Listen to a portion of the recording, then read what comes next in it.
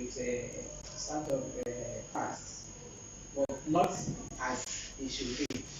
But what I'm actually interested in now is the question of the peace building is after the crisis. It's enough being done to keep our communities free from crisis. Because as we are speaking now, so many communities are in crisis. And when they are in crisis, it is the women that are suffering. Like Iba now, nobody is living there. And there are many communities like that. So that means the women are displaced. When some women have complained around the element houses that when they farm, at the end of the day, bad boys come and harvest. So we are working for people. And these are things that cannot move us forward. I'd like you to comment.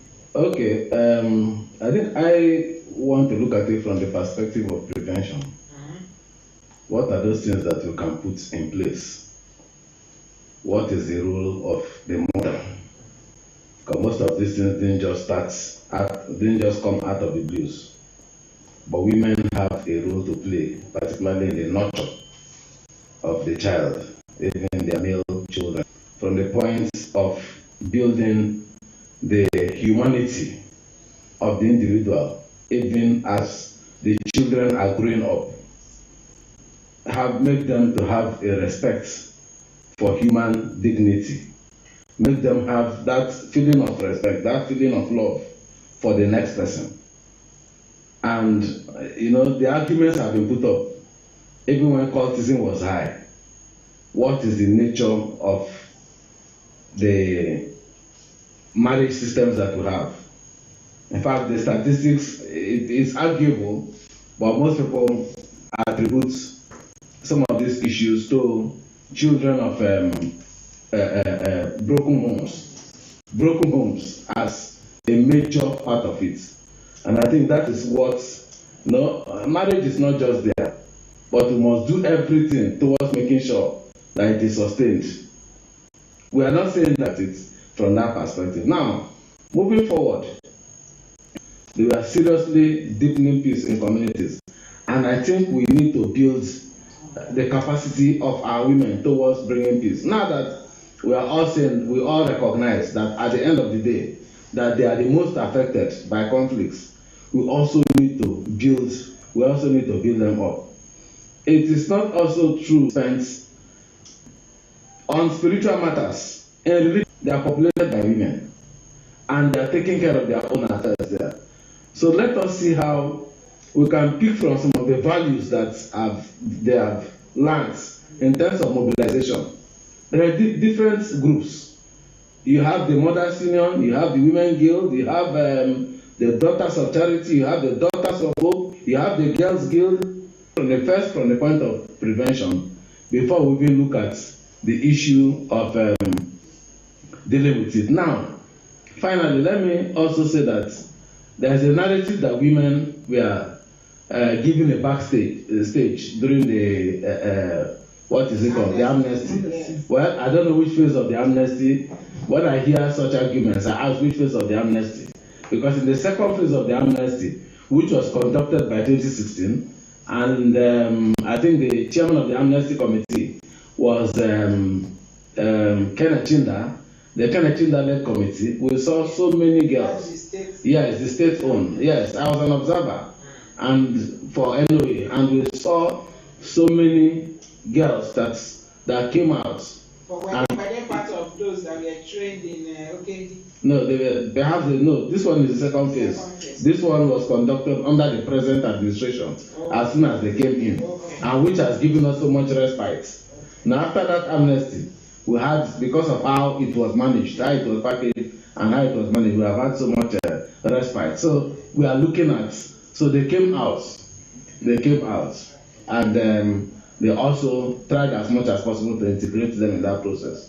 Okay, so the important thing is that we are saying that the two hands. Yes. It's better to fly with two wings. Yes. If you have any issue, you look at the male gender, look at the female gender, incorporate them so that you build a better.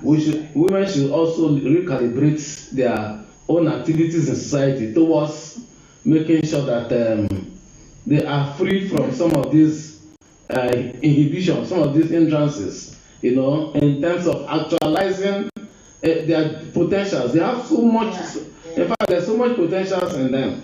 So part of the time that is spent, you know, in some of these other activities, why not bring them in and see how we can enhance our position into decision-making positions. Anyway, time is almost running up.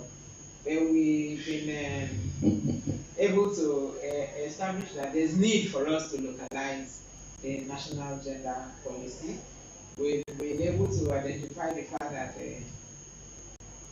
little changes are coming in response to inequality, but we need it to be faster. In fact, at the women engage of FIDA last week, the message is accelerate, expand. We want to be there, faster. But a major thing that we need to take away from here is that for every woman, wherever you are, think the development of society, because that will incorporate everybody. Make positive impact so that it will encourage people to also recognize that women can hold the space. So on that note, I would like us to just give our final, just short messages. Patience. I would like to say that the national gender policy is a good one, and it is necessary for us to localize it. That's why we are here. Yes, and that is why we are here. And KEBETKACHE is working round the clock to see that the national gender policy is localized. Okay. Yes. Yes, I also want to think that it's a good opportunity that KEBETKACHE has offered us this morning, but I also recognize the fact that we have only addressed the issue of women inclusion. There are other categories that I think KEBETKACHE really need to look at. For instance, the issue of the people with physical disability, the issue of the elderly. You know, there are a lot of issues that affect the elderly, and where are they coming from? Some of them even on issues of pension and so on. These are issues that confront them. So it's not a one-stop thing that we will exhaust here. Yes. Okay, I would say that wherever you're standing, wherever you're sitting, you can always affect society from there. In localizing the national gender policy, we should do it sincerely so that nobody will be left behind. The moment you do it selfishly, then we may not really go anywhere. So you have, and for all who have been following us, I saw your postings that women have to stand up. Women should not buy the idea that women don't support women. That after all, men fight. We are seeing what is going on the political scene. But also, what I will say is that women, our leaders, you need to network. Yes. Have you seen how Wike is shuttling the globe because of 2023? Governors are moving from the north to River State, from the southwest to River State. That is networking that they are doing. Yes. And we should not just be in one corner hoping that somebody will fight for us. Mm-hmm. So on that note, I want to thank KEBETKACHE for bringing this to the public.